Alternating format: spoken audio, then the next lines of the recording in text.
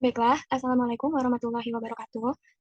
Alhamdulillahirrabbilalamin. Marilah kita panjatkan puji beserta syukur kehadirat Allah Subhanahu wa Ta'ala, karena berkat dan rahmatnya lah kita dapat berkumpul pada pagi hari ini di ruangan meeting Zoom dalam rangka melaksanakan em, perkuliahan dalam mata kuliah Protista dan Pungli dengan dosen pengampu Ibu Ramadhani Fitri, SPD MPD. Untuk materi yang akan kami sampaikan pada kesempatan kali ini yakni mengenai protista mirip tumbuhan dengan filum, Chrysophyta, Phaeophyta, dan Rhodophyta. Untuk pada kesempatan kali ini kami yang menyampaikan yakni dari kelompok 4 dengan anggota ada saya sendiri Yusi Febriani, lalu ada Melina Tisha, Rasti Aulia Putri, dan juga Zafira. Untuk cakupan materi pada kesempatan kali ini, seperti yang sudah disampaikan sebelumnya, ada 3 film yang akan kita bahas, yakni Chrysophyta, Phaeophyta, dan Rhodophyta. Untuk yang pertama, ada film Chrysophyta akan disampaikan oleh Merlina Tesya. Kepada Merli dipersilakan. Baiklah, terima kasih kepada moderator. Saya akan menyampaikan materi mengenai film Chrysophyta. Nah, film Chrysophyta ini memiliki ciri-ciri umum, yaitu ditemukannya di air tawar atau laut. Beberapa spesiesnya juga dapat hidup di lingkungan tanah. Kemudian, organisme dalam Chrysophyta ini dapat berbentuk uniseluler atau seperti diatoms, atau multiseluler atau seperti beberapa jenis alga coklat. Nah, bentuk sel dapat bervariasi dari sel tunggal hingga struktur tubuh yang lebih kompleks. Banyaknya anggota Chrysophyta ini memiliki dinding sel yang dilapisi dengan silika seperti diatoms atau selulosa seperti beberapa jenis alga coklat. Nah, dinding selnya ini memberikan struktur yang kuat dan tahan terhadap tekanan. Kemudian ciri umum selanjutnya, Chrysophyta ini umumnya memiliki klorofil A dan C, serta memiliki pigmen tambahan seperti karotenoid dan xanthophyll. Nah, pigmen-pigmen ini memberikan warna yang khas pada organisme Chrysophyta yang seringkali beragam dari kuning hingga coklat. Kemudian ciri umum pada Chrysophyta ini dapat terjadi secara seksual dan aseksual. Nah, tergantung pada spesiesnya. Pada reproduksi seksualnya umumnya melibatkan pembentukan gamet, sedangkan pada reproduksi aseksualnya dapat melibatkan pembelahan sel atau pembentukan spora. Selanjutnya, cirinya yaitu organismenya dalam Chrysophyta ini memiliki peran penting dalam ekosistem air tawar dan laut. Diatom, salah satu kelompok Chrysophyta yang paling dikenal, adalah produsen utama dalam rantai makanan air. Mereka menyediakan makanan bagi organisme konsumen dan lainnya yang juga berperan dalam siklus biogeokimia, seperti siklus karbon. Nah, Chrysophyta ini memiliki keanekaragaman spesies yang besar. Diatoms itu sendiri adalah kelompok yang paling dikenal dan paling banyak dijumpai dalam Chrysophyta. Dengan ribuan spesies yang telah diidentifikasi, selain itu, Chrysophyta juga mencakup kelompok lain seperti alga emas atau Chrysophyceae dan Silicoflagellates atau Hereconte.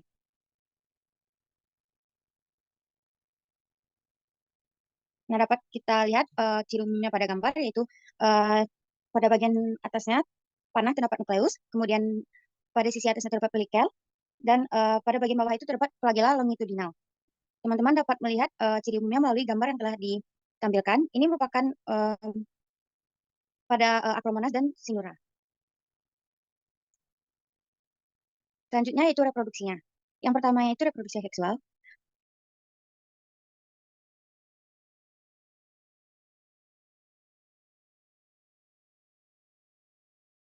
Dianggap sebagai suatu majemuk yang terdiri dari kumpulan zoospora kecil yang berflagela, dua yang masing-masing tidak memisahkan diri.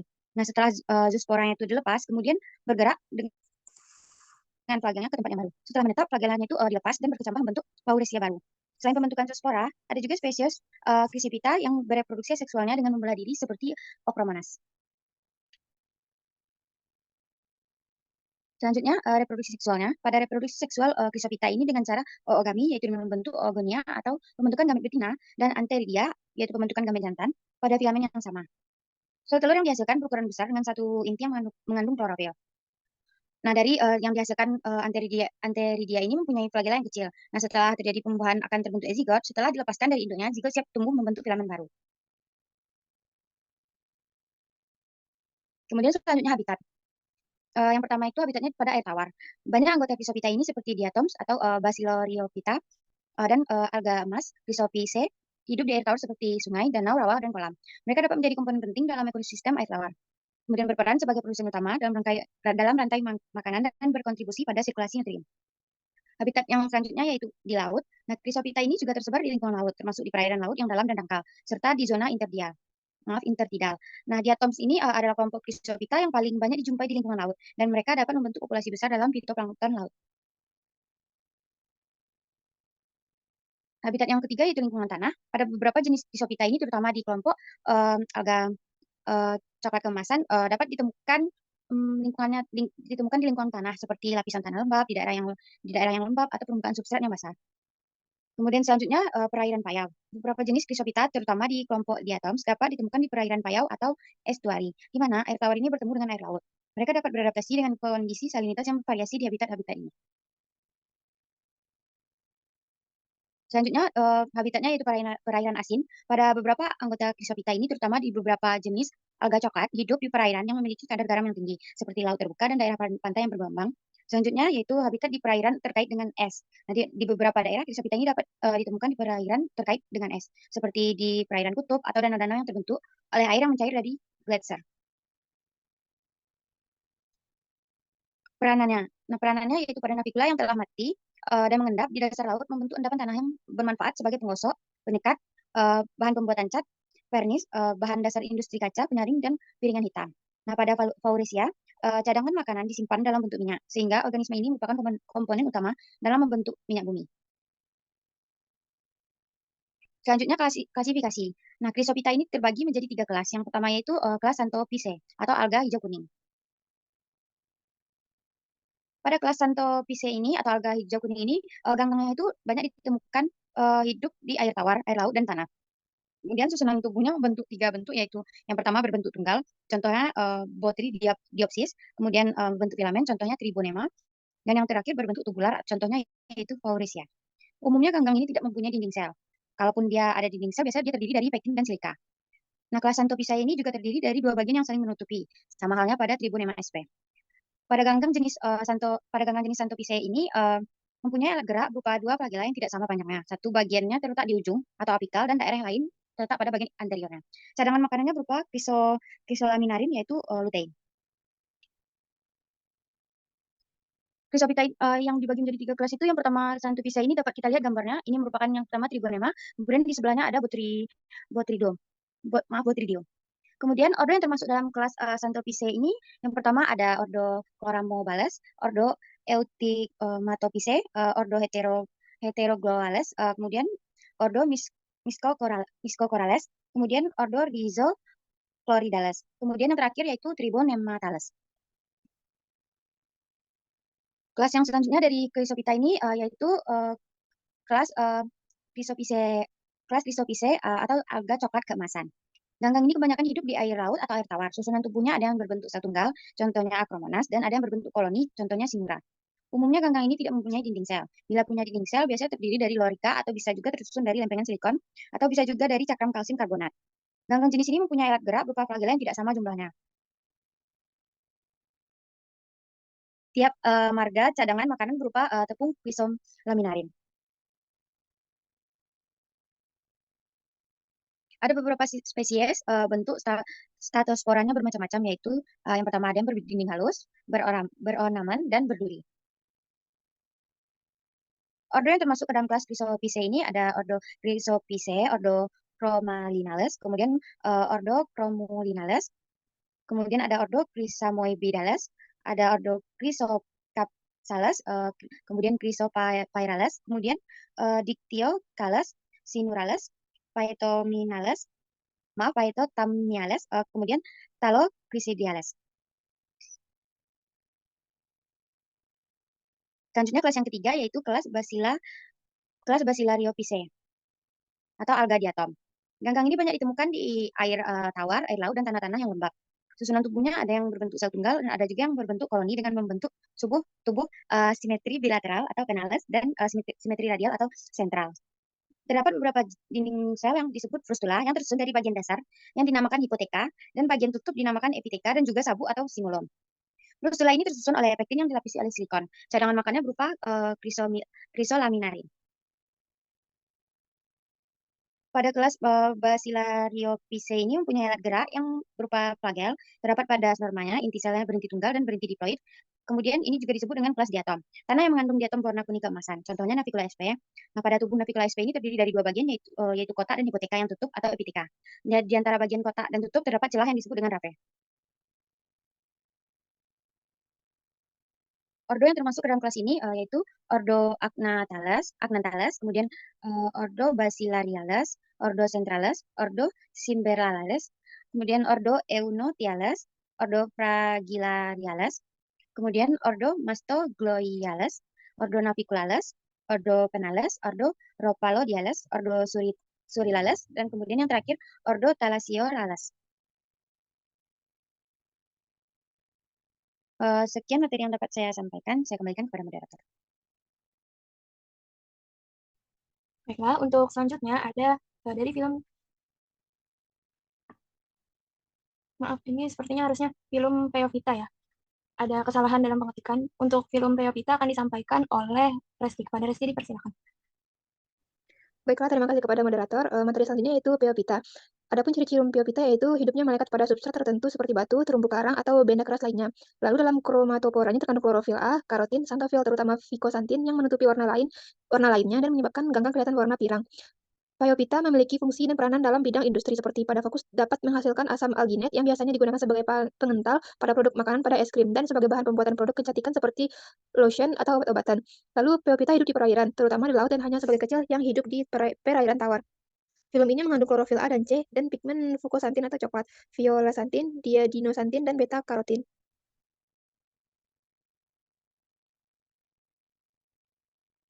Lalu Peovita merupakan alga yang memiliki talus yang besar dibandingkan alga lainnya. Bahkan jenis Macrositis sp dapat mencapai ukuran talus sepanjang 100 meter dengan kecepatan tumbuh 15 cm per hari. Beberapa jenis spesies dari filum Peovita adalah Fucus ceratus, Macrositis pyrifera, Sargassum vulgar, Turbinaria decurrens, Ectocarpus sp, dan Laminaria. Lalu struktur tubuh Peovita yaitu memiliki dinding sel yang mengandung asam alginat dan pektin, memiliki kloroplas tunggal dengan bentuk beragam seperti cakang atau benang, memiliki pigmen fotosintetik berupa fukosantin, klorofil A, klorofil C, dan xanthofil, memiliki cadangan makanan berupa minyak laminarin yang disimpan di dalam pirenoid, lalu melekat pada substrat berupa bebatuan dengan menggunakan hold fast. Selain itu juga dapat mengapung dengan bantuan alat berupa gelembung udara yang sporofit dan gametofit memiliki bentuk dan ukuran yang sama secara morfologi, tetapi berbeda secara sitologi. Adapun yang lain yaitu memiliki struktur tubuh seperti akal atau holdfast, daun blade, batang stip, dan pengapung air bladder. Memiliki keragaman bentuk talus seperti bentuk filamen, lembaran, dan bercabang-cabang. Peovita memiliki beberapa bentuk adaptasi untuk bertahan hidup di perairan seperti pelengkap yang berbentuk akar dan berguna untuk melekat di substrat atau bertahan terhadap hempasan gelombang. Talus yang menyerupai daun untuk memperluas permukaan agar dapat menyerap sinar matahari, dan bladder atau gelembung udara segar dapat senantiasa mengapung atau berdiri tegak di dalam air. Memiliki cadangan makanan yang berupa laminarin dan mannitol, sedangkan dinding selnya terdiri atas asam alginat, selulosa, dan mukopolisakarida sulfat, dan mempunyai pirenoid dalam kloroplas sebagai tempat cadangan. Dapat kita lihat struktur tubuh Peovita yaitu adanya blade, air bladder, stip, dan holdfast. Reproduksinya yaitu pada alga coklat terjadi secara aseksual dan seksual. Reproduksi aseksual dengan pembentukan zoospora, flagela, dan fragmentasi. Sedangkan reproduksi seksual terjadi secara oogami atau isogami. Lalu reproduksi seksual alga coklat hampir serupa dengan pembiakan generatif tumbuhan tingkat tinggi. Contohnya adalah reproduksi pada Fucus vesiculosus, dan selain itu berkembang biak secara aseksual dengan fragmentasi. Fucus vesiculosus juga berkembang biak dengan cara seksual dengan oogami. Proses oogami adalah yaitu ujung lembaran.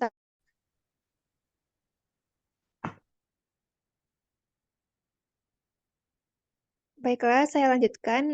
Proses oogami adalah sebagai berikut, yaitu ujung lembaran talus yang ventral membentuk reseptakel, yaitu badan yang mengandung alat pembiak. Dalam reseptakel terdapat konseptakel yang mengandung antheridium yang menghasilkan sel kelamin jantan atau spermatozoid, dan oogonium yang menghasilkan sel telur dan benang-benang mandul atau parafisis. Antheridium berupa sel-sel berbentuk jorong yang terletak rapat satu sama lain pada filamen pendek bercabang-cabang yang muncul di dasar dan tepi konseptakel. Tiap antheridium menghasilkan 64 spermatozoid. Oogonium berupa badan yang duduk di atas tangkai. Oogonium jumlahnya sangat banyak dan tiap oogonium mengandung 8 sel telur. Tetapi hanya 40% dari sel telur yang dapat dibuahi dan hanya 1 atau 2 di setiap 100.000 spermatozoid dapat membuahi sel telur. Jika telur membentuk dinding selulosa dan pektin, kemudian melekat pada suatu substrat dan tumbuh menjadi individu baru yang diploid.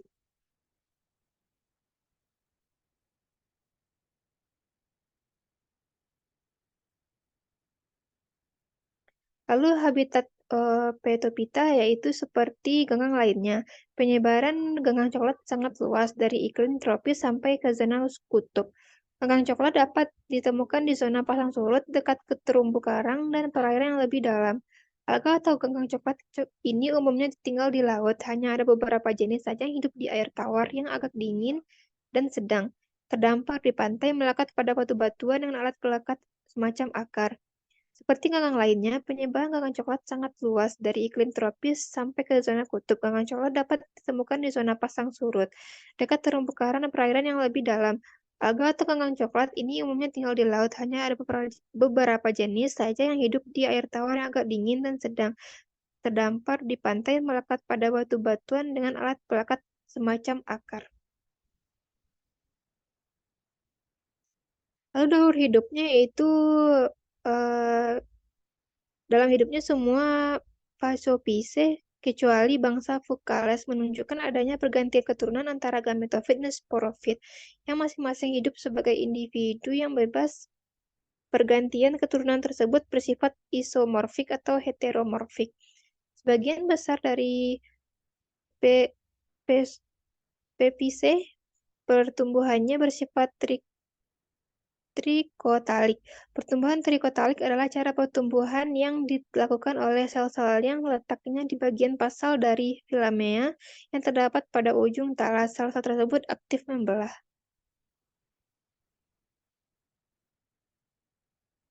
Daur hidup yang pertama yaitu tipe isomorfik. Pada tipe ini, gametofit dan sporofit mempunyai bentuk dan ukuran yang relatif sama atau saisomorfi. Yang kedua yaitu tipe heteromorfik. Pada tipe ini, sporofit berkembang dengan baik dan berukuran makroskopik, sedangkan gametofitnya berukuran mikroskopik. Lalu yang ketiga, diplomatik. Tipe ini tidak menunjukkan adanya pergolongan keturunan. Siklus hidupnya bersifat diplontik. Fase haploid hanya terdapat pada gametnya.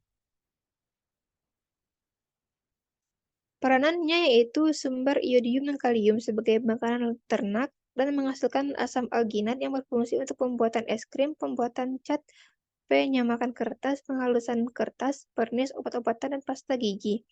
Ganggang coklat dapat dimanfaatkan dalam industri makanan. Pheophyta sebagai sumber alginat banyak dimanfaatkan dalam dunia industri tekstil untuk memperbaiki meningkatkan kualitas bahan industri. Kalsium alginat digunakan dalam pembuatan obat-obatan. Senyawa alginat juga banyak digunakan dalam produk susu dan makanan yang diberikan untuk mencegah pembentukan kristal es. Dalam industri farmasi, alginat digunakan sebagai bahan biomaterial untuk teknik pengobatan. Lalu dapat digunakan sebagai produk pupuk organik karena mengandung bahan-bahan mineral seperti potasium dan hormon seperti auksin dan silokinin yang dapat meningkatkan daya tumbuh tanaman untuk tumbuh, berbunga, dan berbuah. Marcokitis pipers menghasilkan iodin atau unsur yang dapat digunakan untuk mencegah penyakit gondok. Laminaria fucus ascopulum dapat menghasilkan asam alginat. Alginat biasanya digunakan sebagai pengental pada produk makanan seperti sirup, salad, keju, dan es krim, serta pengentalan dalam industri seperti lem, tekstil, kertas, tablet, antibiotik, dan pasta gigi, dan pengentalan produk kecantikan seperti lotion, krim wajah. Marcositis juga dibuat sebagai makanan suplemen untuk hewan ternak karena kaya komponen Na, B, N, Ca.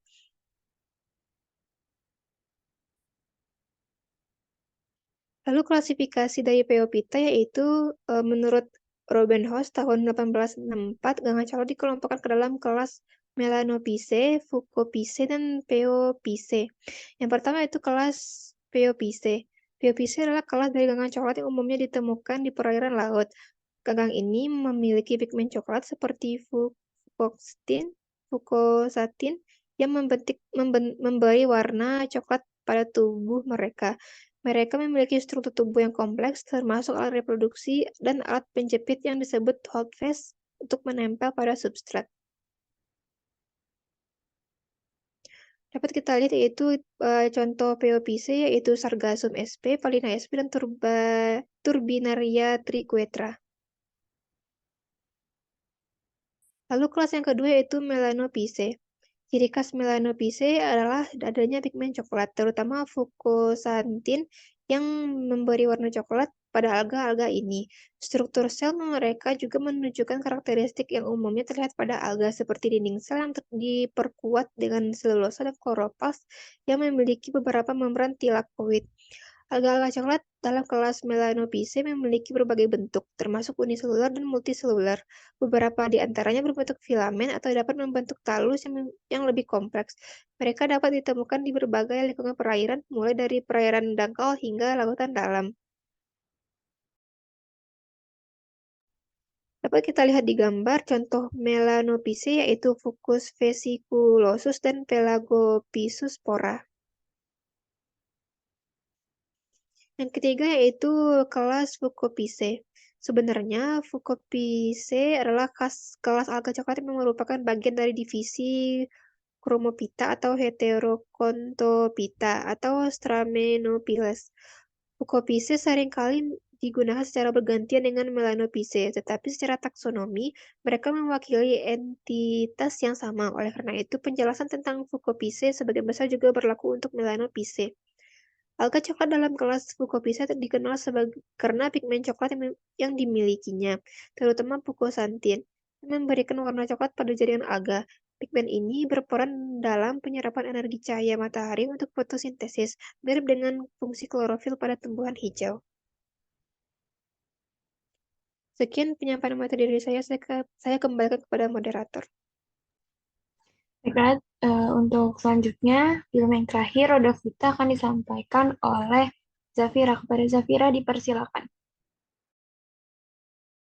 Baik, terima kasih moderator atas kesempatannya. Untuk materi yang ketiga itu adalah Rodovita.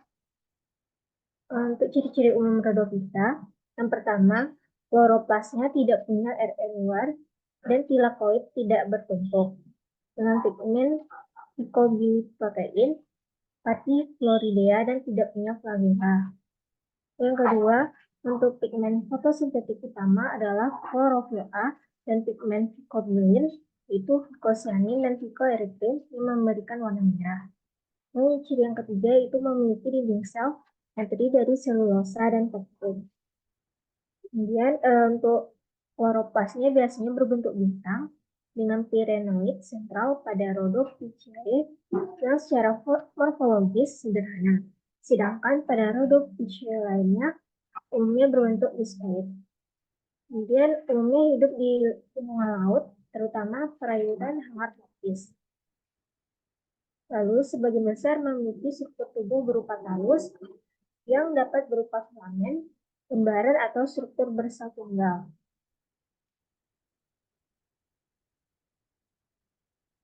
Kemudian untuk reproduksinya. Menurut Suli Setijono 2009, reproduksi pada Rhodophyta dapat terjadi melalui dua cara. Yang pertama, reproduksi vegetatif, dan yang kedua, pembelahan sel. Untuk reproduksi vegetatif, proses di mana organisme menghasilkan keturunan tanpa melalui perkawinan atau penggabungan sel-sel reproduktif. Contohnya adalah pembentukan tunas atau fragmentasi dari talus alga tersebut. Yang kedua dengan pembelahan sel, mana proses di mana sel-sel individu dari organisme membelah untuk membentuk sel-sel baru yang kemudian berkembang menjadi individu baru. Nah, ini dapat terjadi melalui pembelahan linear, di mana satu sel membelah menjadi dua sel identik, atau melalui jenis pembelahan lain seperti pembelahan fragmentasi atau pembelahan multiple.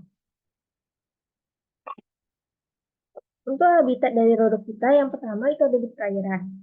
Bentuk perairan dapat dibagi menjadi dua kelas besar, yaitu bentuk air tawar dan laut. Untuk air tawar ditemukan di kolam, danau, sungai, dan lain-lain. Nah, bentuk ini dapat tumbuh di aliran sungai Limonia. Kemudian Batrachospermum atau di air yang tergenang, contohnya Compsophogon. Nah, beberapa spesies Gracilaria dapat beradaptasi di air danau. Sedangkan bentuk di lautnya contohnya Capapus sp, yang mana tumbuh di air laut. Kemudian sebagian besar anggota Rhodophyceae masuk dalam bentuk laut. Nah, mereka dapat tumbuh di daerah surut dan sublitoral. Nah, ini contoh dari habitat pada Rhodophyceae. Kemudian habitat yang kedua pada terestrial. Nah, beberapa jenis alga merah ditemukan di habitat darat seperti tanah, batu, dan lain-lain. Nah, alga merah unicellular Porphyridium ditemukan di tanah lembab. Selain itu, tipe terestrial sebagian besar dicirikan oleh konstruktif yang relatif sederhana dan cara reproduksi yang sederhana. Yang ketiga, habitatnya adalah bentuk parasit, epifit, dan bentuk lain. Nah, anggota alga merah ini menunjukkan tingkat epifitisme dan parasitisme yang tinggi. Spesies epifit mempertahankan bentuk dan pigmentasi normal, tetapi spesies parasit menunjukkan penurunan besar dalam bentuk pigmentasi. Untuk pertumbuhan beberapa alga merah itu disertai dengan kemunculan spesies lain dan bersaing untuk pertumbuhannya. Telah diamati bahwa budidaya Capapicus sebagian besar terhambat oleh keberadaan Neosiphonia sp. Kemudian dalam kasus parasitisme, yaitu Gili Diocolax pada tanaman inang Gelidium sp. Nah, bentuk parasit lainnya adalah spesies Polysiphonia yang tumbuh pada Ascophyllum nodosum, dan juga Keranium sp pada inang Podium napo dan Keratolox sp pada Phyllophora sp. Untuk beberapa alga merah itu ada Corallin sp, juga dalam bentuk koralin.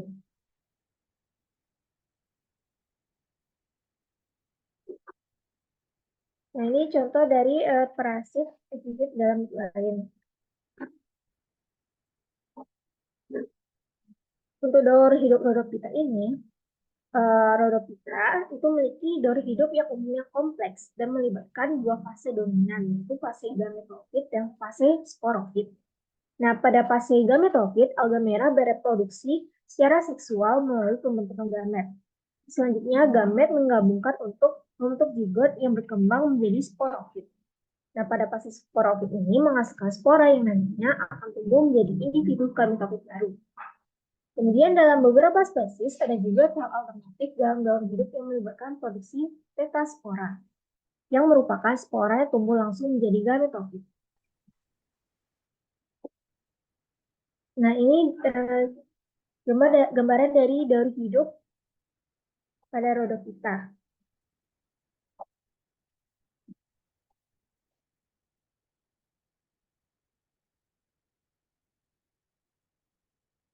Kemudian bagaimana sih peranan dari Rhodophyta? Nah, untuk peranan dari Rhodophyta yang pertama itu produksi oksigen.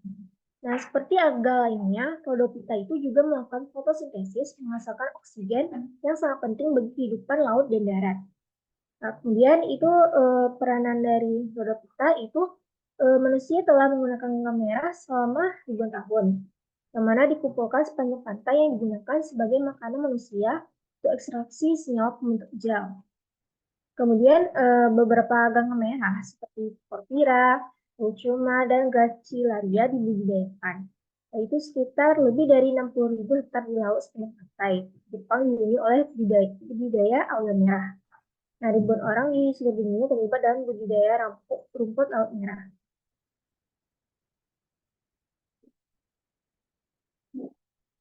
Untuk klasifikasi dari Rhodophyta itu pertama ada pada kelas Banyuophycidae. Banyuophycidae berbentuk unicellular atau berserabut atau melebar, tanpa sambungan lubang antar sel. Dengan reproduksi seksual hanya terjadi pada beberapa genera Banyuophycidae.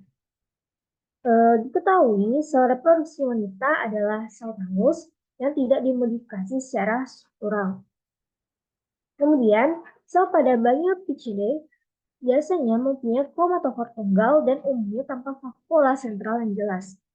Tidak ada filamen gonimoblast yang diproduksi di Banyuophycidae.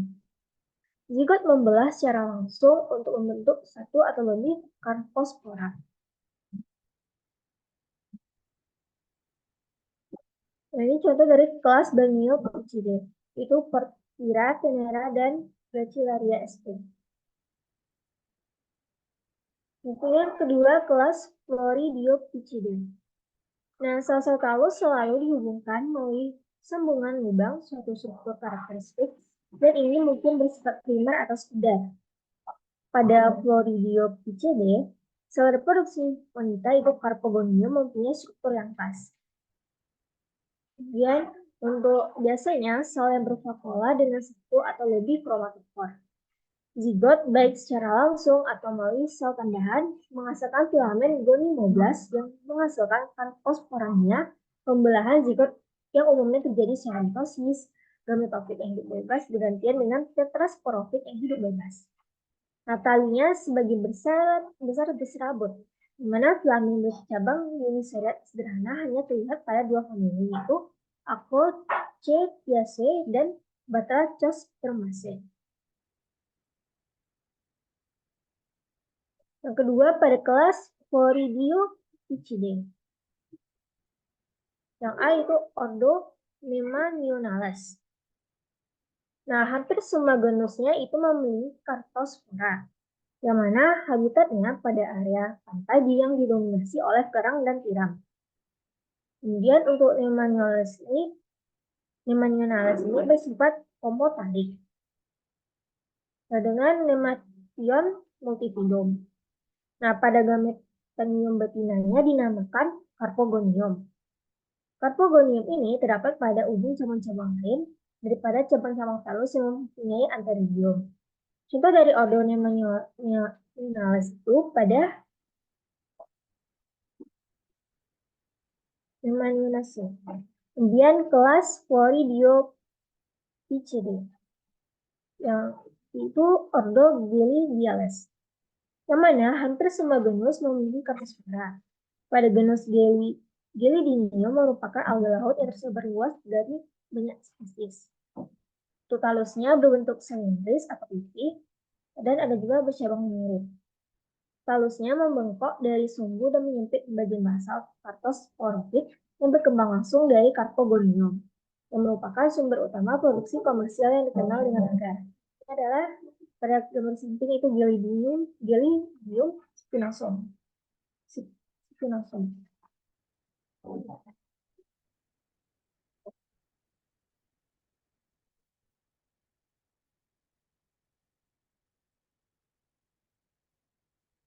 Kemudian yang ketiga itu pada ordo Peptoneminiales, yang mana memiliki filamen yang menghasilkan sel membantu yang sangat berbeda dari filamen vegetatif. Nah, filamen dengan sel pembentuk ini mempunyai filamen karpogonium dengan selnya kekurangan kromatofor dan padat dengan protoplasma. Jadi, tampak seperti filamen karpogonium yang dimodifikasi. Untuk habitatnya itu di laut, Samudra Pasifik dengan bentuk talus silinder bercabang dan sedikit terkompresi dengan banyak cabang pendek yang mirip di cabang utama. Contoh dari ordo Peptoneminiales adalah Cryptosiphonia woodi.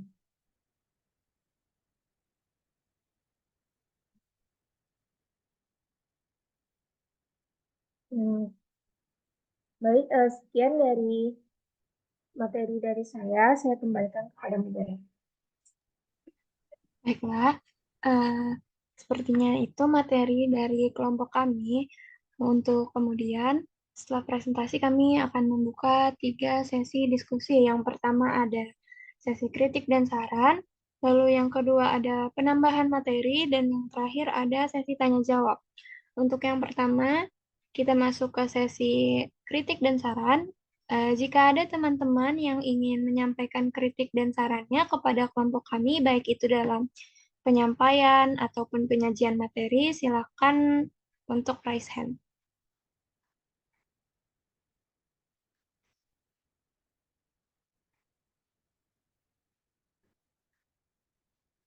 Sekali lagi, disampaikan kepada rekan-rekan apabila ada yang ingin menyampaikan kritik dan sarannya kepada kelompok kami, dipersilakan untuk raise hand.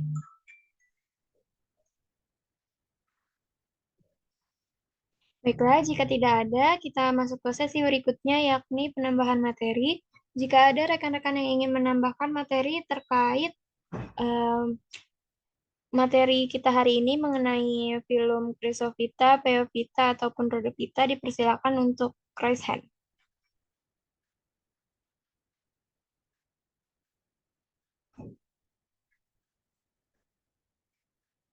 Sekali lagi, kepada rekan-rekan yang ingin menambahkan materi, dipersilakan untuk raise hand.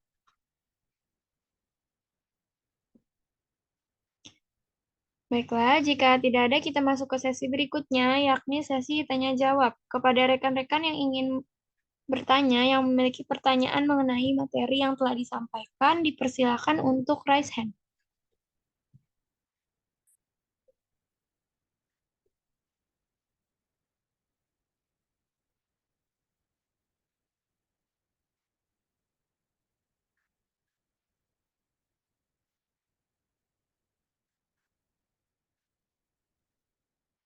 Saya ulangi, jika ada teman-teman yang ingin menyampaikan pertanyaan terkait materi yang telah disampaikan, silakan untuk raise hand.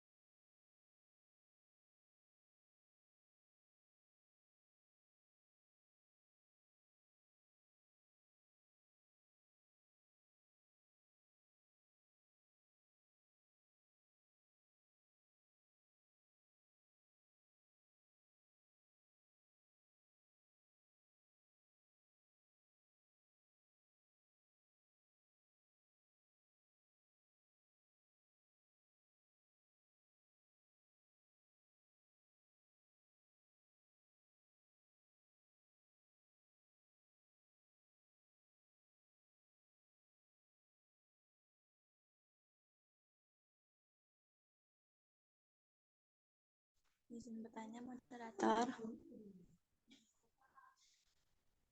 Ya, dipersilakan kepada Retri.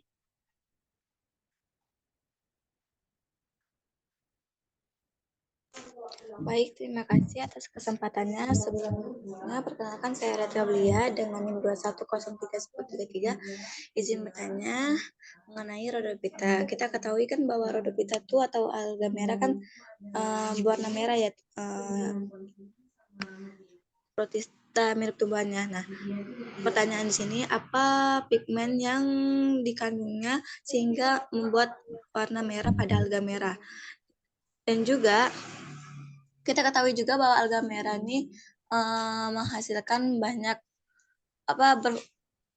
berperan besar dalam oksigen. Nah, bagaimana pertanyaannya juga, apakah jika karena dengar-dengar kan apa alga merah itu juga tahu rumput laut ya, alga merah? Iya, moderator. Iya, Retri? Alga merah tuh disebut rumput laut juga. Iya, dia masih keluarga alga-alga. Iya, karena kan rumput laut kan juga katanya banyak banget kan di wilayah perairan Indonesia dan itu bisa merusak. Nah, gimana sih sebenarnya peranan alga merah itu sendiri gitu? Mungkin sekian dari pertanyaan saya kembalikan kepada moderator. Terima kasih. Mereka, terima kasih atas pertanyaannya Retri. Silakan untuk diketikkan di grup WA kita saja ya. Terima kasih. Untuk selanjutnya, adakah teman-teman lain yang ingin bertanya? Dipersilakan untuk raise hand.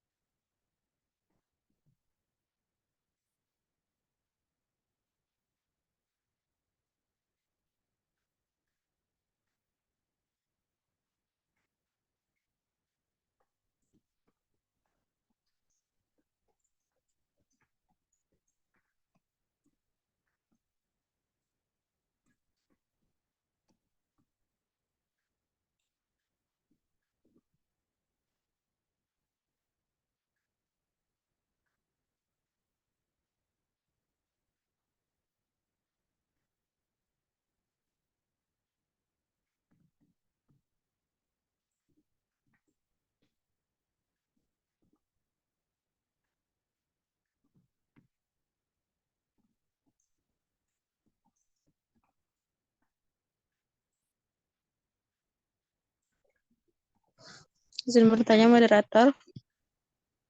Ya, silakan. kepada Nita.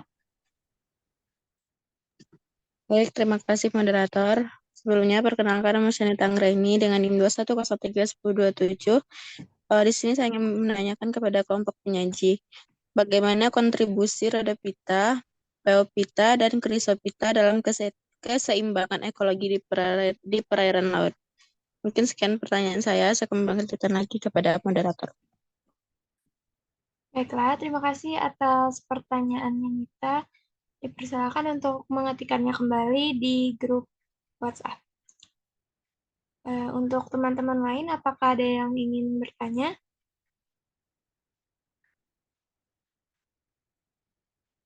Baiklah, jika sudah tidak ada yang ingin bertanya, berikan kami sedikit waktu untuk mencari jawaban dari pertanyaan yang telah ditanyakan. Terima kasih.